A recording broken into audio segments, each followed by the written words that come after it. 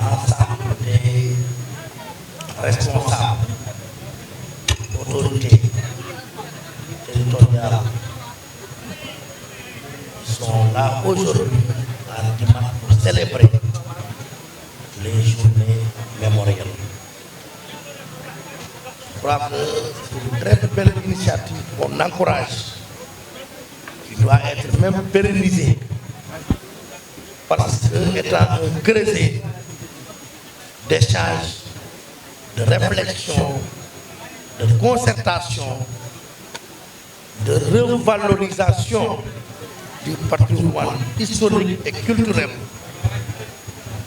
et qui regroupe l'ensemble des villages environnants et même au-delà de Ndimat.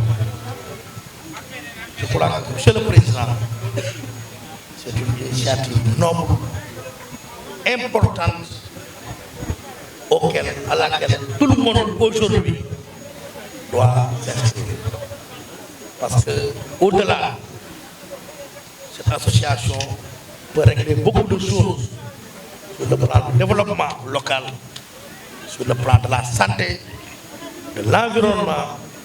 sur le plan foncier. Bref, en un mot, l'association pourra être un tremplin,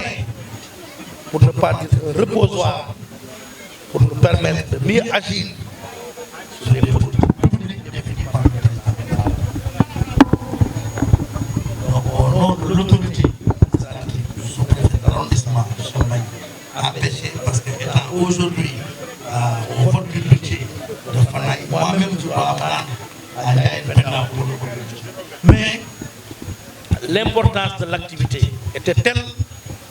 qu'on ne pouvait pas ne pas être présent. kon ci gàttal ci tënk mooy di leen di gërëm di leen sant ci turu sous-préfet xat na ñëwul tey parce que mi ngi Fanaay man mi ngi may xaar Ndiaye Pendaw waaye importance su activité bi ak solo bu mu am ak dayoo bi mu am ak nu mu war a mën a taxawee tey pour nekk loo xam ni exemple la, mais surtout nekk loo xam ne ñun administration ak ñeneen nañ ci mën a sukkandiku pour di def ay action yu bëree bëri ci wàllu jàmm, ci wàllu santé, ci wàllu culture. moo tax ñuy féliciter ndokkeel monsieur Mamadou Kane di ko jaarale ci chef de village Ali Kane mi nga xam ni pas-pasam xam nañ ko parce que ñëw na bureau waxtaan ci ak ñun bien avant. sous-préfet la nee na kontaan na ci cérémonie bi ci sama tur ak ci kàddoom ñu leen di encouragé. xat na mais waroon ñu woon mën a bañ a teew ndax lu mel ni autorité administrative war cee mën a da teew ndax exemple ngeen wane, développement ngeen wane, jàmm ngeen wane, ubbi ngeen yoon boo xamante ne jeunes yi war na cee mën a inspiré parce que am na ko ñu ne en français il n'y a pas de développement sans la culture. nit soo xamul sa cosaan, xamoo sa bopp, xamoo yaay kan, xamoo sa deret, xamoo sa askan,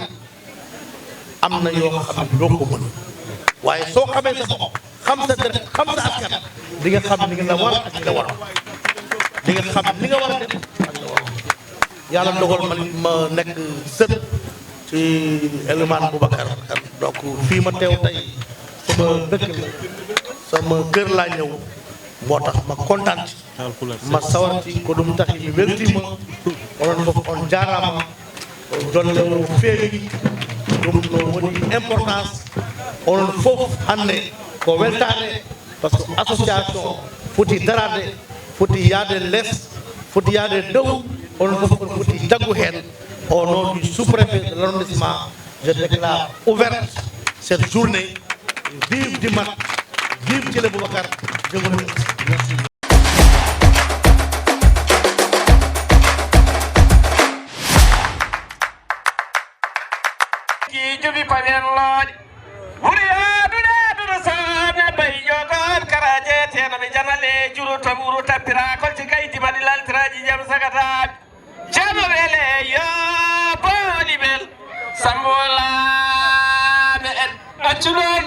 بسم الله الرحمن الرحيم. سلام محمد وعلى محمد جيبي توري النبي توري sandiraɓe bandiraɓe illa makabidu tan ko semti bab jeyti laaj jeey hacce mumu nini yiita lalata taƴata helta gacce ko mammayi kum sayikum minallahi mo diisi Allah mo diisi ceernam kala ko wona Allah ko meeri donc noon mayni li may dilli kala yo ko dillini may tulde patrimoine tulde mbaɗi jengiti yalla junnu ngurdam koli moƴƴino batti a yotala Muhammad ka boftor min jaar kan kirabi sunu makka jabani lungaani ko faam morga doro yetta wada mir warma Allah warma jakku duro naani shiki la asfata samba ala musa ala mermer ken metti kadi yiñan don ci garle ngaari ton way shek jayna jayni jam ngaari jangal wali changay Ibrahim Aliou kan baydi way Samadou Mokhtar mbari min mbiyetemi ko Abbas Moussa Abbas Souleymani Hammadi Moussa Boukari so tawi mbeɗen nanno nooro no ngaari no Hamidine no Moussa Boukari cakkirno nooro ni mbiyatmi ko jekka wawma ndiyam jekka wawma newa bela fo beta fo fof yante makayo makay to kippo nebo ndema annabi Allah jeyma sawana ngari ayata dende wuttuminam Abbas Moussa Abbas ayo jom koyli wiltino wadde koyli ma kumino kabi wani ma ko don set teye yo njay don set velio teye hanagal ay njay don set njay don set njay don set hanagal ay mimi holno ngam jeegirat on ganda holno noro jeegirat on ganda tuk say kum ya minal ay fadde kum yo jam deppam do malal falowi mo disi Allah mo disi Allah bi Allah yelli sana yelli bab sana sumbokum rasim bil haq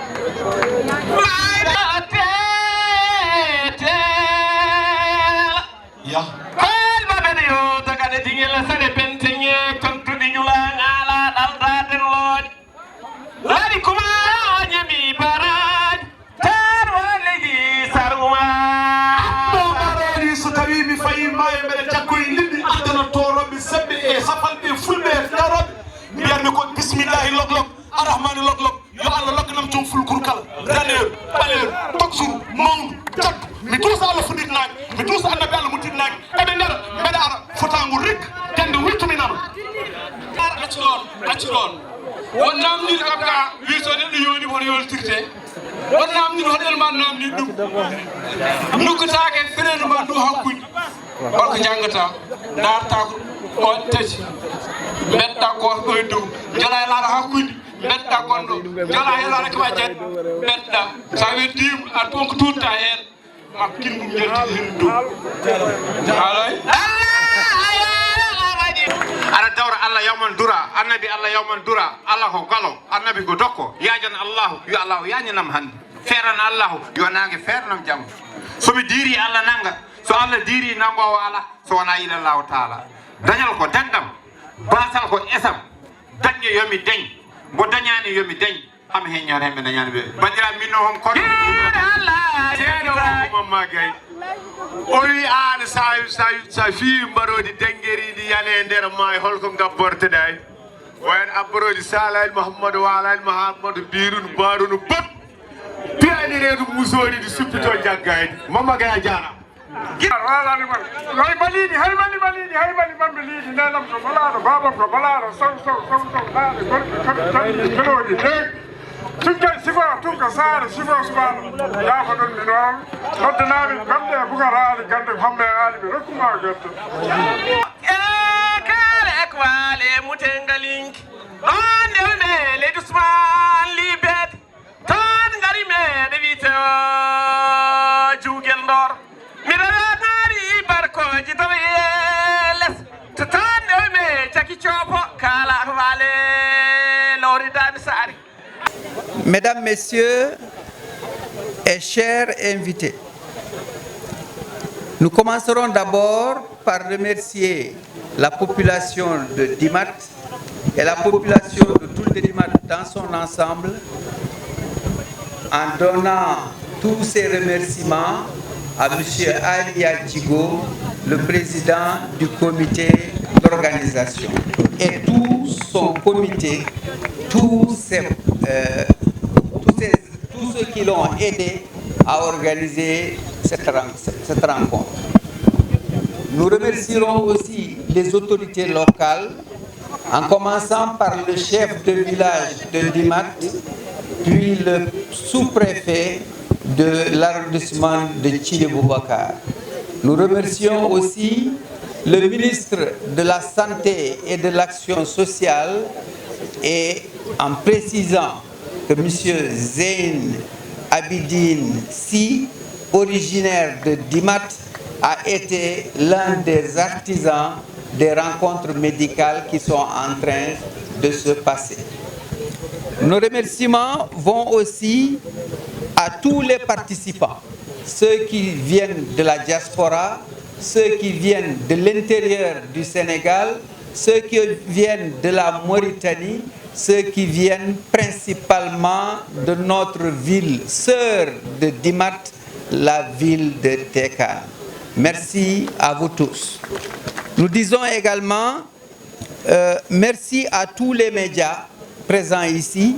et nous remercions principalement le directeur de la RTS qui a tenu à ce que RTS Saint-Louis soit là pour couvrir dans les meilleures conditions les travaux qui se passent ici.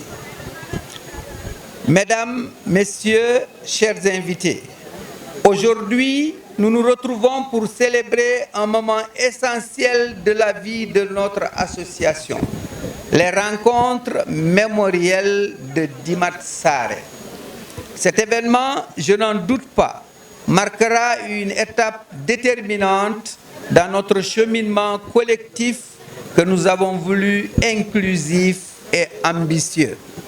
Notre ambition à travers ce projet est claire: réaffirmer notre lien avec notre patrimoine culturel, historique et naturel. Ce patrimoine est bien plus qu'un simple héritage du passé.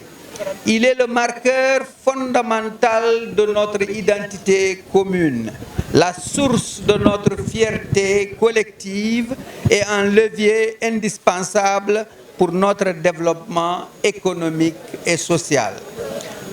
En poursuivant notre travail ici, Toul-de-Dimat s'inscrit dans une marche exaltante et résolument ambitieuse.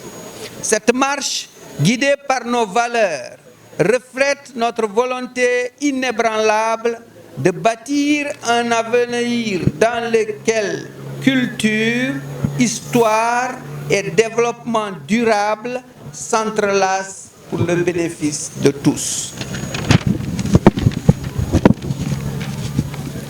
Notre credo est simple mais puissant: s'informer, se former pour mieux agir.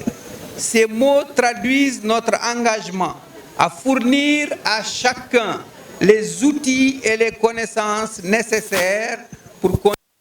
contribuer activement à cet objectif commun qu'est le développement harmonieux de Toul-de-Dimat. Je ne saurais terminer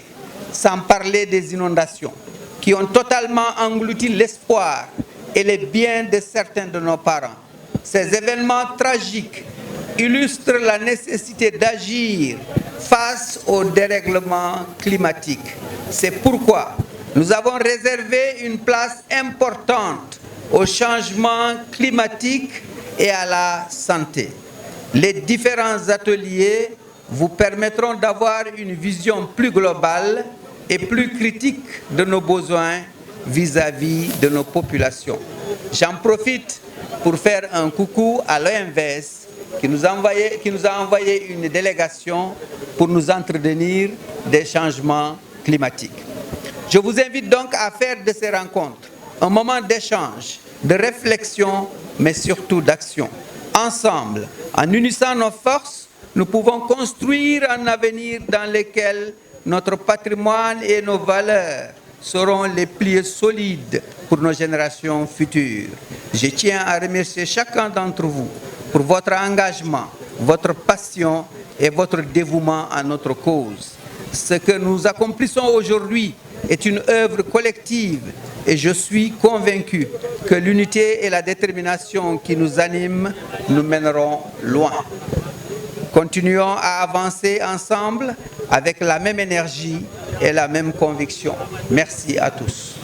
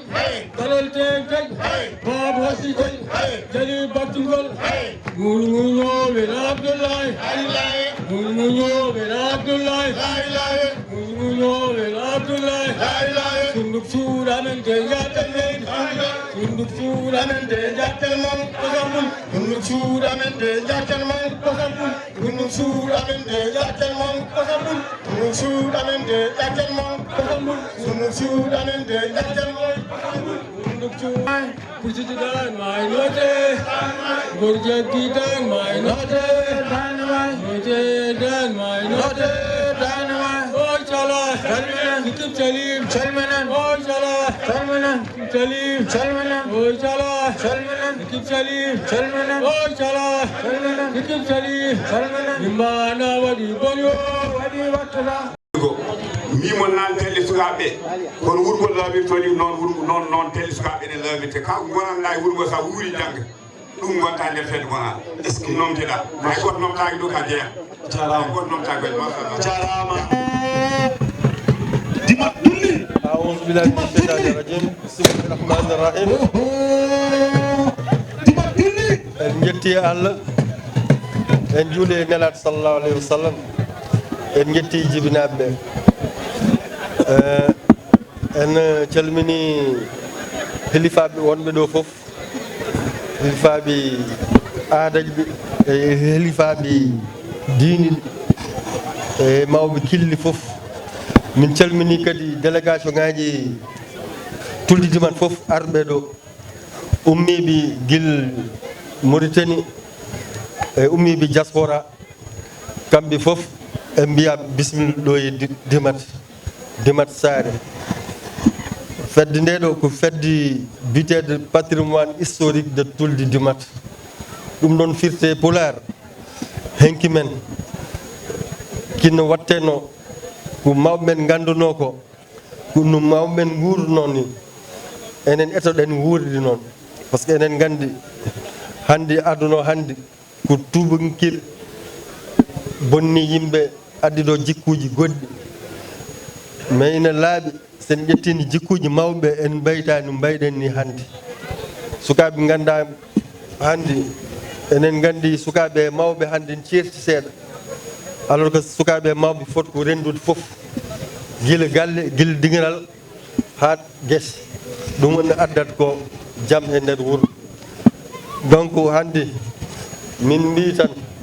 yo yimɓe tinno ko henki men ko ñameji men henki ɗi wiya ko yo yimɓe garta e ñameji men ɗe on jii hannde ko galleji ɗi hannde mo jiiɗa fof mawɓe jiiɗa fof en gonde koyɗe ɓe gonde keeci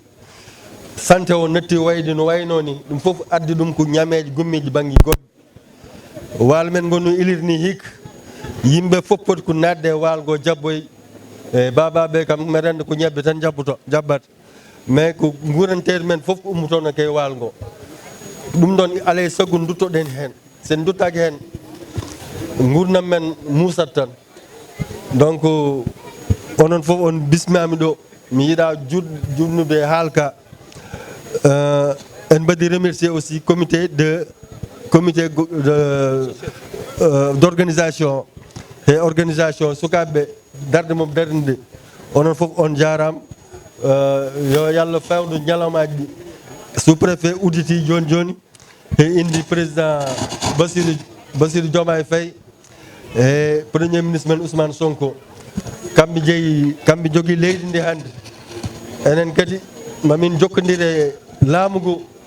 pour action de développement ñu mbatten ndi e mbaw hen wallude tuldidi mat foof Allah jarama on jarama mi salmini moon mi juuri on yo Allah fewnen en ñalɗi noon hannde gasat enen ɗo hay enen fof ɗo ñalaten ɗo ñalaten ɗo ha 10 heures jamma ɗo gonten ɗo gottoɗen invité ji ko wayni OMVS nen ɗo OMVS firti ko toppitiɗi dijji ɗe e banggue Mauritanie e banggue Sénégal eɓen ɗo kamɓene mam gadda haal mabɓe e yiyatde mabɓe e ilamdam no wayni hikka mam gadde hen haal mam jewte e population e patrimoine tuldide mat foof donc on jarama yo Allah fewnen en ñalɗi ɗi onon fof on mbiyama on jarama merci beaucoup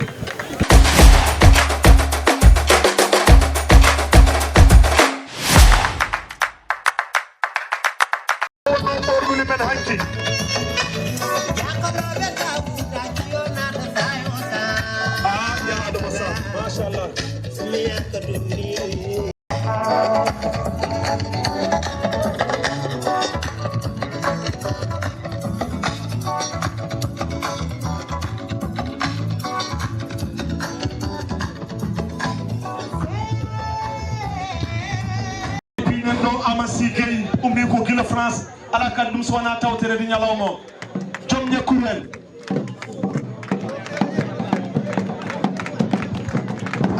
hande hay mi wi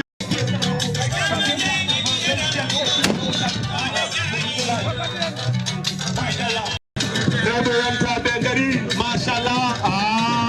yo fiyallu etu est ce que les guerriers de Fima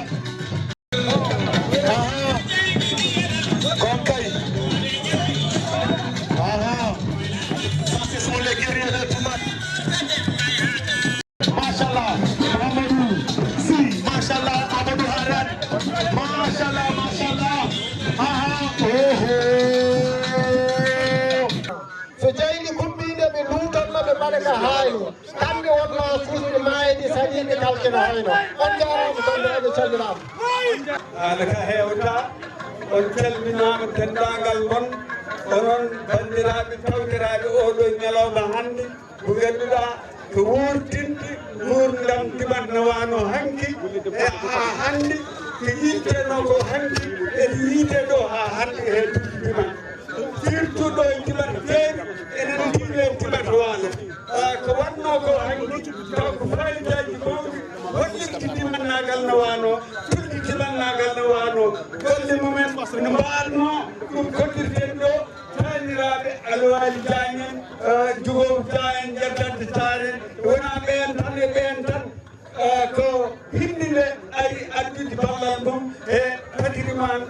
ñalawma mo dimata yonta e fatiriman tulti diman ɗum noon so wayi ni goto fof hollir addat ballal mum ɗum woni ndeɗo hindi ndi ganduɗa nde wiyeteke hindi jangde walla wiye hindi seɓɓe addi ballal mum kañumne e hollirde e ñalawma diman hande o ɗum noon jarani enen jotno hen enen fof en pamdiri hen en calmidiri en juridiri goto men toro keddiɗo fatɗum ha timmi. Assalamu aleykum wa rahmatullah. Merci beaucoup. القدريم بعد أعوذ بالله من الشيطان الرجيم إن جتت الله إن جتن الرسول إن جتن جبنا نني إن جتن كدي مسنغو تولدي ديمات مسنغو تولدي ديمات نون إن جتتا دوم تاوي إن جتاني مسنغ ساري ديمات هوري wadde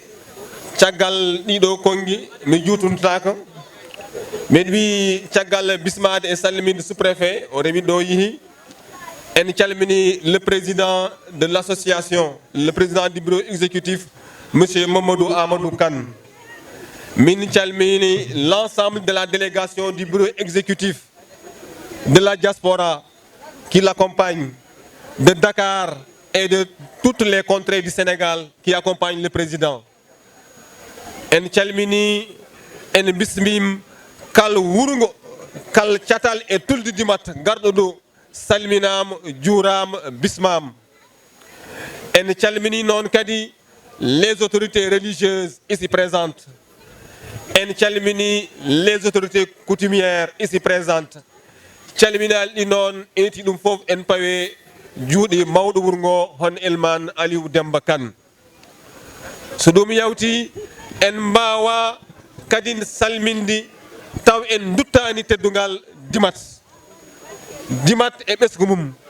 dimat e rewɓe mum dimat e darde sukaɓe mum dimat e darde les sages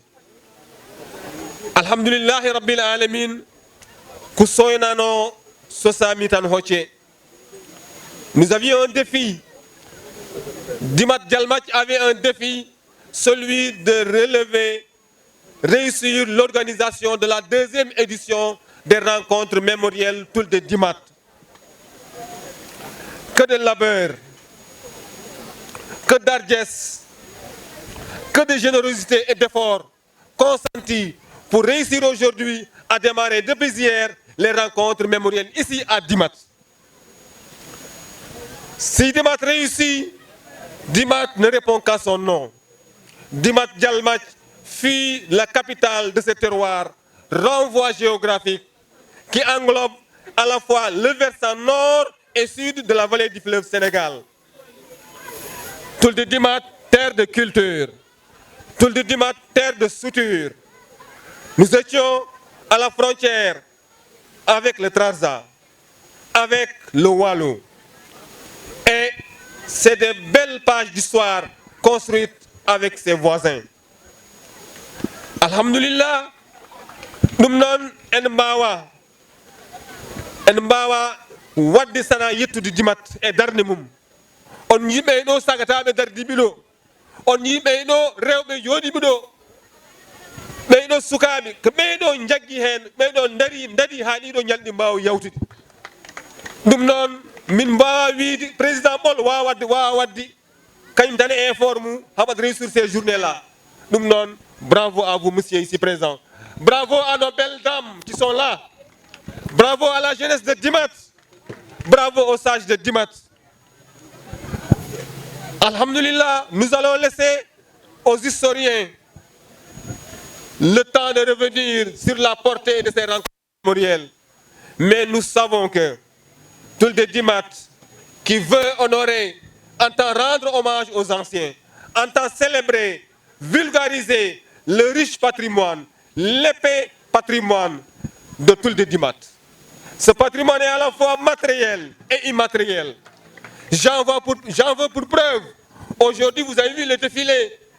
des voyants guerriers sémés ici. Vous avez vu l'accoutrement de ces belles dames. Vous avez vu les produits exposés par ces belles dames-là. Vous avez vu la culture à travers les Laoumé. Vous avez vu la culture à travers les Aouloumé. Vous avez vu la culture à travers les gens qui ont les tamans. Nous n'avons tout le dimat. Tout le dimat, ngendi yankagal nenno. Tout le dimat, ka adi yankagal. Tout le dimat, ko tarikh. Tout le dimat, ko netnagal. Nous non, alhamdulillahi rabbil alamin. Kal gardo non et section ngaji tout le dimat. Jarnam yatam. Section Tekan, Al Jaram, on Jaram Mingi Darneon. Section Nouakchott, section Richard Toll, section Fanay, section Djanyum, section Tchangay, section Donnay, Kal Noki et tout le dimat. De Dagana à Donnay Tareji, on en faut Rew et Wargo. Jerry do Hataki, on en faut on Ndiam, on Njetam, on Jaram. Nous non, Mjutun Tagen, Miyeti on. Mais on est in the bureau section de Dimat. Les gens qui sont dans l'organisation, on met restauration, on met journée de consultation médicale, on met dans l'hébergement, on met dans l'exposition, on y met dans l'exposé, on en fait on calminam. Voilà Dimat, voilà la famille Dimat, voilà l'histoire de Dimat. Que vive l'association pour la rénovation du patrimoine de Dimat, que vive le village de Dimat, Inch'Allah Rabbi, Allah Jaram on Jaram, Madina Abu Minji on, oui, Kal Dokugon Dagana Hatareji, Hay Got Min Jajitani, Kal Gardo Yam, Nalanko Benjam, Almungay Benjam, messieurs les journalistes Njam, Allah Jaram on Jaram, Salam alaikum wa rahmatullah, Dani no Daden, Farman Jaram, merci beaucoup.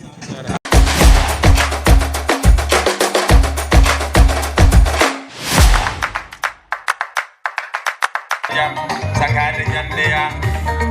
Timanabi, Bade Kelengara, Tanira Bichajo, Tebelima, Ilmani Bubakar Khan, Telioma, Danyalma, Kosoko Naba, Soko Yalabe, Tantuan Jado, Banantu Balube, Jamajeji, Banantu Balube, Kodenyari, Niaro, Niabe, Nialube, Kojalia, Utabalima. Wanya me ko bitu de rek DJ Chayatima Chari man bade jam Choti reke kilay don tomada Halo bedeje na fore do kedi jali mama Wanya me ko bi way Sadi kodo Jali jakadi kodi jali mama Chari dala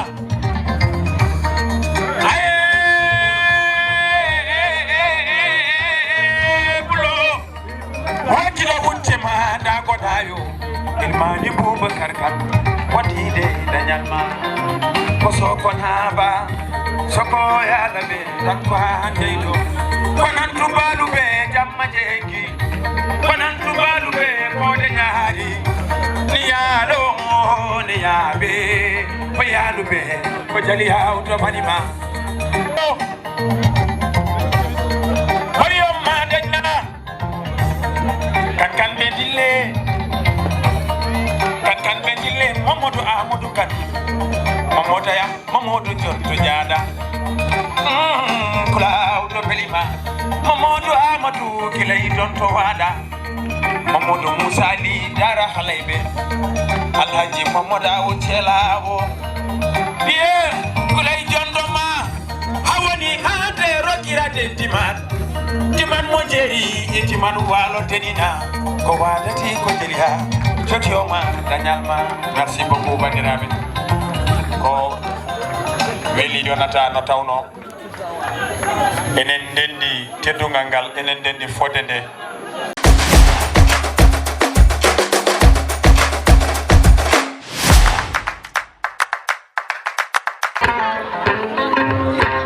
Andi hanki. Koppa en sile en taaji ko koy bi wonno. Kono goram hande yata ɓoy tan kawra e ceemeɗe kokko jaaha ɓoy jeeya ceemeɗe ciilo en wota hiir keejo hay keesan so felti ɓurdema rokkatma ko yeeso waande waandu yooɗani waandu winoma ko an suuf mbi wona e paadi hay joni jiko naɓe ɓe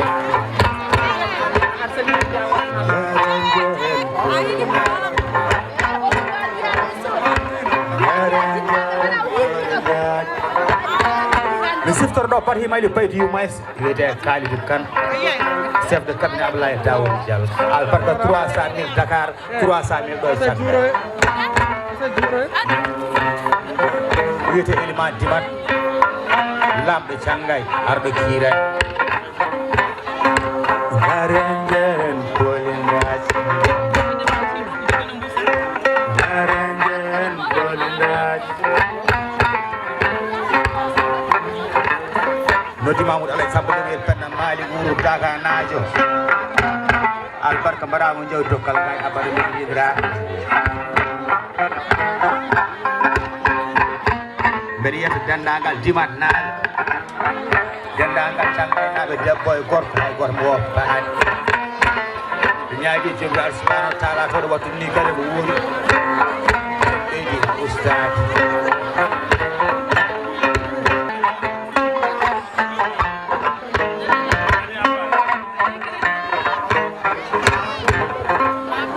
ɗo woni baygal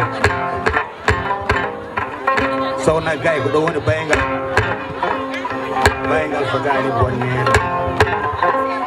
so baygal mi ɗi ko ɗiɗo gandi so baygal metti kadi ko ɗiɗo gandi bayɗiɗo e baynaɗo weeli cerina weeli cerina baygal fotani bonnede baygal fotani bonnede so baygal weeli ko ɗiɗo gandi so baygal metti ko ɗiɗo gandi baynatoɗo e baynaɗo nde baygal wono wel jenga jamma jengiya kode ñaari ko kode ñaari ndugu foyni dande poli kote lede onde londe teje lode maye jeyi weɗi ɗumade oɗo foni miijo ɗiɗo duusi ɗiɗo mum nayewe wittiɗo kadi ine miijo o hofi won hande firnilde o foti wayno ɓoggol woylu ƴiƴam dogi no wara sillo wonano sori bayla balam ɓurete ko lowbani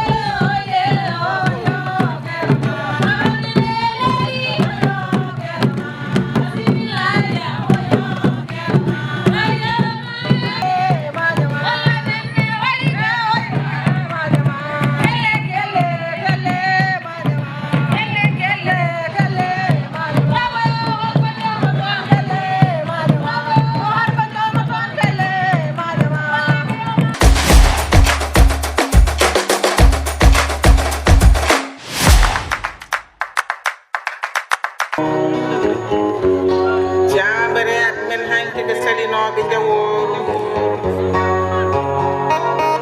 Elhaj Ibrahim Thiam tan jayirba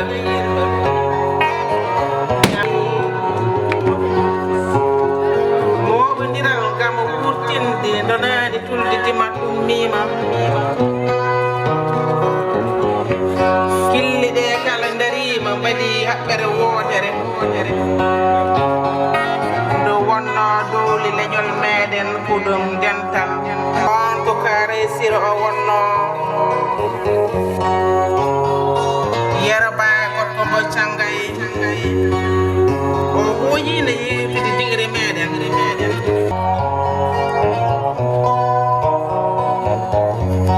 Hamide Eliman Boubacar to Dimat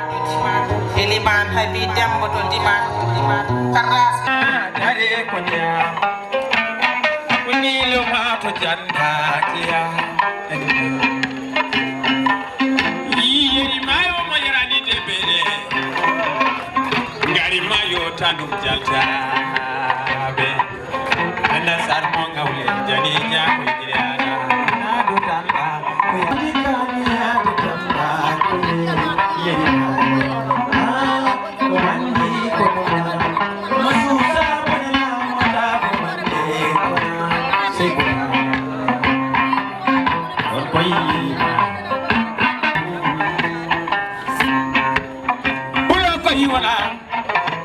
pulo ko ni fulbe dile ya ko ni tariya moyra ko mandi ko ne sa ponela mata ko mandi ko ha jam murtudo job tugadi ko remada se ando job ko ni tariya kadi ani ko ya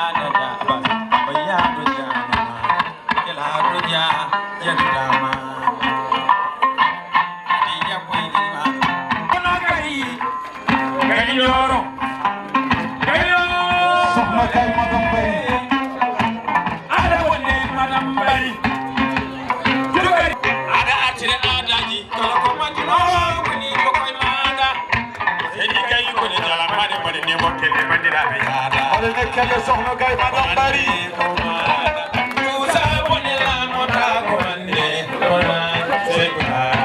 jarama soxna gay ari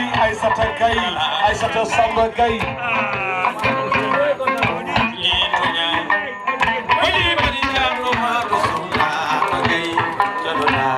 soxna gay madam bari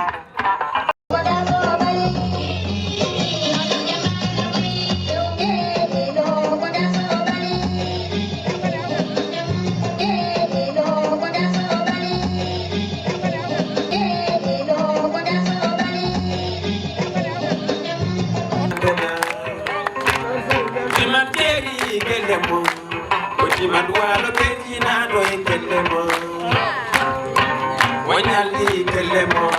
de kelemo sina mabelde kelemo mami kuyino de lo kelemo de jandu mada kelemo bare kelemo ko hande ko yelde mada kelema president wakndi mon jarama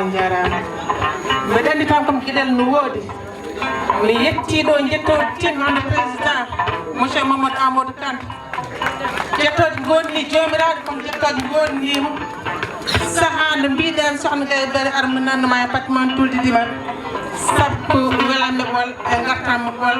dañmi hen tabarakalla machallah wadde a jarama Seydi Kane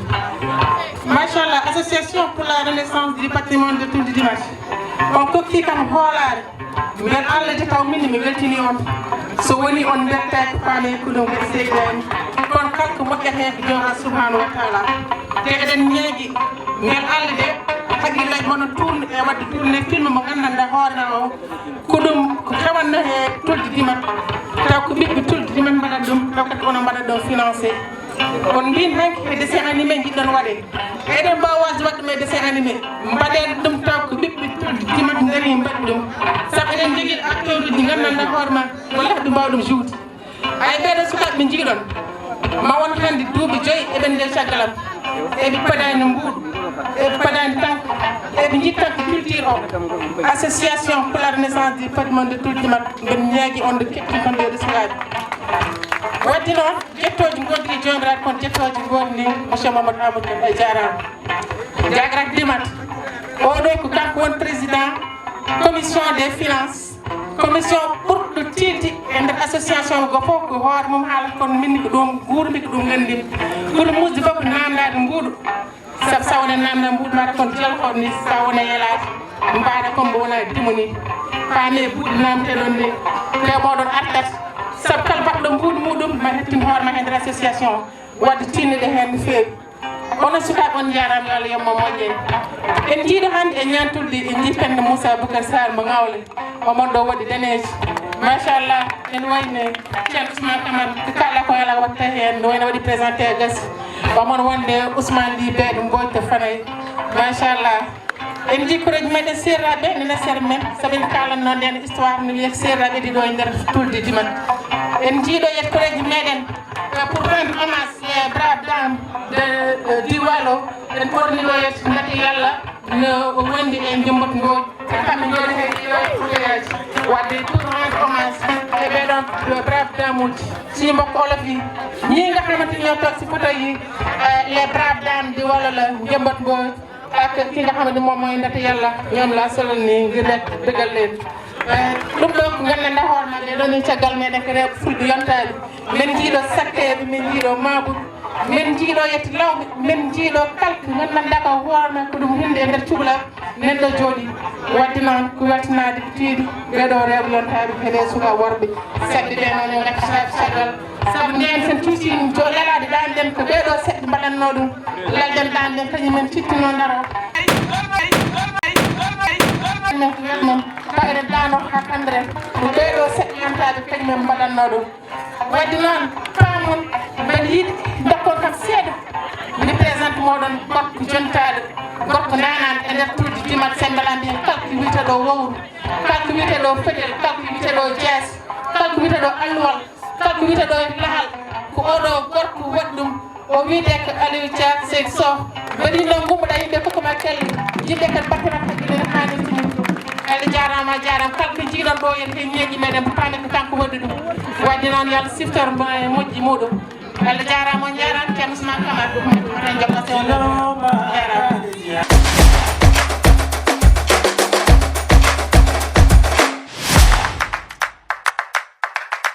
ɗiɗo min jiɗi ɗum wadde hitande foof min mbaɗi lawol gotol rawane Thiangay hande mi hikka min mbaɗi ɗum min jiiɗi ko yo yimɓe gandu ko kañumen e koyemumen kañumen poti darnade ɓamtare mumen hay goto wawa ɓamtude neɗɗo ko neɗɗo o ɓamtata hoore mum yimɓeɓe yo puɗɗo laamu ara taw ɗumen hen walla goɗɗo ballo joguiɗo ballal ara taw ɗumen hen yo yimɓe puɗɗo ko miijoji ɗin min jogui e guila 2020 ha joni ko hen min dari te hande min jii président de la république et conseil des ministres jawtuɗo wi yo yimɓeɓe daaro e affaire patrimoine te ɗum ɗon ne amin gandi ko direction du patrimoine wino amen so Allah hoddiri komin mbaɗata ko ma ɗum waɗe nder Sénégal foof saabu kañum ɓamtata leydi ndi go fof so andi hoore mum andi ɗo ummi andi ɗo fayi ma waw yettiyade mais sa anda ɗo ummiɗa a anda ɗo paaɗa hay nokka yahata donc minen min jiiɗi ko eɗen gandi ɗo ummiɗen yen ciftanor ɗum yimɓeɓe yen ballodir enen foof wona minen tan min ganda wona min tan jogui gandal remoɓe ɓe e aynaɓe ɓuura men gandal e fannuji ɗin ɗon min ndenda min jewta min ganda ɗo min payi min ballodir e peeje beele komin jiiɗi ko wadde belma Allah yettinɗo tulde Dimat fuɗɗi ko guila Dagana Serigne won wiiɓe sah yeehi ha Médine Ndiaye mais minen min kaali ɗum tan koye tareji mais won wiiɓe tulde Dimat adana ko mbiyatno ko le Dimar yehino ha Médine Ndiaye mais ko Dagana Serigne fuɗɗiri waɗi ɗum noon Dagana Serigne o firti ko julɓe ɓe Dagana wanno ko daganuji ɗiɗi julɓe e animiste ko julɓe ɓe kañumen gonduno e ga e falde men ndega ɗum waɗi fuɗɗi ɗon hucci ha tareji eyyi ministre de la santé waɗi hen saabu o waɗi amen o jaɓɓima amen min jewtide makko ɓeɗo arɓe ɗo docteur ɓe arɓe ɗo koto makko ummori minen jetti hen noon ɓinguel amen biyeteguel Zeyni Sy docteur Zeyni ko toon liggoto kañum walli amen amin jottidira e makko kañum dardi hen kañum e directeur de cabinet makko safroɓe ngari won goɗɗum ko ɗomin ɗamnino mais aɗa andi des fois neɗɗo aɗa anndi yo wadde hunde Allah wasa yettinde kono tan eɗen mbiyamo o jarama no feewi no feewi no feewi. ngi tudd Aminata Djigo ma nekk doomu Dimat bokk ci comité directeur bi nga xam ne moom mooy association pour la renaissance du patrimoine de Tuldu Dimat tey nag dañ fi teew parce que dañuy def chaque année li ñuy woowee en français les journées mémorielles ku wax mémoriel rek wax mémoire donc peuple boo gis am na mémoire am te peuple boo gis génération boo gis war na am responsabilité comme ni ko Franck Fanon di waxee am nga responsabilité fexe ba nga xam ne yow sa taxawaay nga def ko ba mu mat sëkk pour que génération yu bees yi suñ ñëwee ñoom tam ñu xam fan la ñuy teg seen tànk donc loolu su amee dañ ko war a wone di ko jàngale ñu xam Tuldu Dimat mooy kan mooy ñan ñi fa nekk xam seen bopp xam fan la ñu jëm xam lan moo leen di jëmale kanam donc loolu am na solo sur le plan économique aussi dañu bëgg a def fii mu nekk un espace de tourisme boo xam ne tourisme endogène boo xam ne suñu ay valeur moom la ñuy jaay loolu su amee suñu économie day gën a dem ci kanam donc leen ko dañ koy jaaral ci sa ay woy dégg nga woy yooyu da lay won xale yi dañ koy réciter day wone nii nit la war a fenn waroo ko def waroo wax lu dul dëgg da nga war a respecter sa aîné parce que léegi chaque fois dañuy wax xale yi léegi xamatuñu mag te parce que léegi jàngalatuñ leen loolu mais suñu delloo see caada yi woy yooyu ñu delloo si ko si école yi wala si fi nga xam ne espace jeunes yi ñu utiliser aussi les moyens modernes de communication fu si jeunes yi amee rek loolu jikko yi tamit day changer foog naa loolu moo taxoon caada yi ngeen gis ne ñu wone fii lépp te gis ngeen ne xale yi tam bëri nañ fi loolu la ñu bëggoon ñoom ñu gis loolu xam ko. Mesdames et messieurs, nous sommes réunis depuis 2 jours, depuis vendredi le 20 décembre 2024, pour célébrer les rencontres mémorielles de Tuldu Dimat. Quand on dit Tuldu Dimat est un renvoi géographique. C'est un terroir qui couvre à la fois le versant sud et nord du fleuve Sénégal. D'après les études les plus sérieuses, l'histoire révèle que Tuldu Dimat s'étendait de Dagana jusqu'à Donaïtaredji. Il y en a même qui pensent plus loin. Mais là, ça apparaît dans l'histoire et c'est des écrits qui sont très documentés. Donc, c'est ce terroir-là qu'on entend aussi bien sûr célébrer à travers son ensemble, son épais et riche patrimoine culturel, matériel et immatériel, qu'on veut montrer à la jeunesse, qu'on veut donner un exemple, qu'on veut aussi vulgariser, bien sûr à travers nos différents supports. Les supports audio, les supports traditionnels, mais aussi les supports télévisuels. Donc, nous entendons bien sûr rendre hommage à nos anciens, mais aussi nous entendons aussi montrer que Tuldu Dimat a un riche patrimoine sur lequel on peut compter pour asseoir bien sûr une jeunesse bien éduquée pour partager des valeurs de Ndiom, les valeurs de courage qui ont été les forces vives de l'ensemble des grandes figures historiques. On vous rappelle que Cheikh Omar Foutiyou Tall a séjourné ici. Cheikh Omar dans son djihad a été avec une armée qui venait de Dimat. Le fils du grand patriarche Eliman Boubacar Kane, Suleiman Boubacar Kane, a été du contingent qui a accompagné Cheikh Omar Foutiyou dans son périple pour l'expansion de l'islam. Pour dire que nous sommes dans un terroir de culture, nous sommes dans un terroir historique qui regorge d'énormité en termes de sagesse, en termes de valeurs qu'on doit partager, qu'on doit vulgariser. Et Inch'Allah, nous y sommes déjà. Nous documentons nos travaux, nous faisons de la recherche, mais aussi nous voulons que demain, que cela puisse intégrer à la fois les programmes scolaires, pour que les gens sachent qu'on a des figures historiques sur lesquelles, qui sont des références, qu'on peut donner un exemple à la jeunesse sénégalaise. Donc, la moyenne vallée du fleuve Sénégal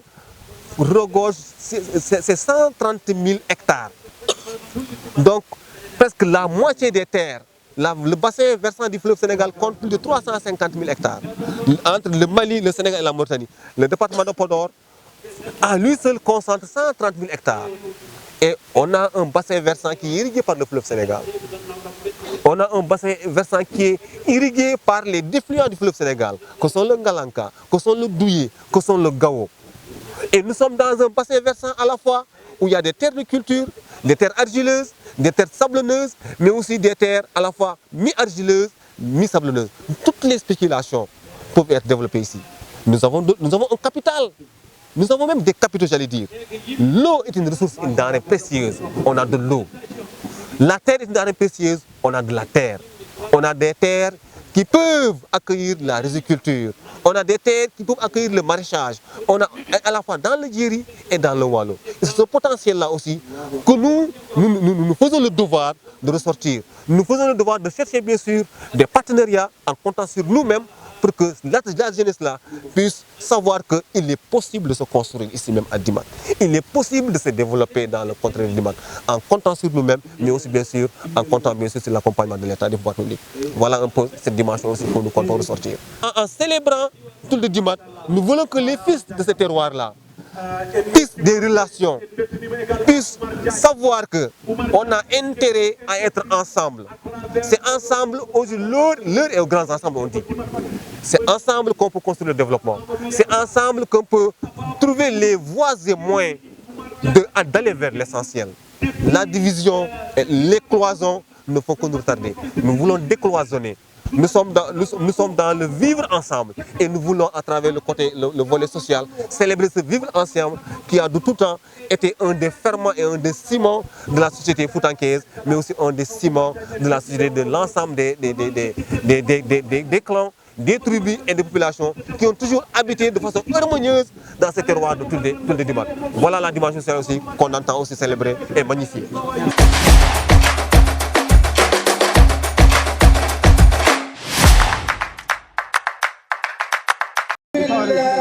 الشيطان الرجيم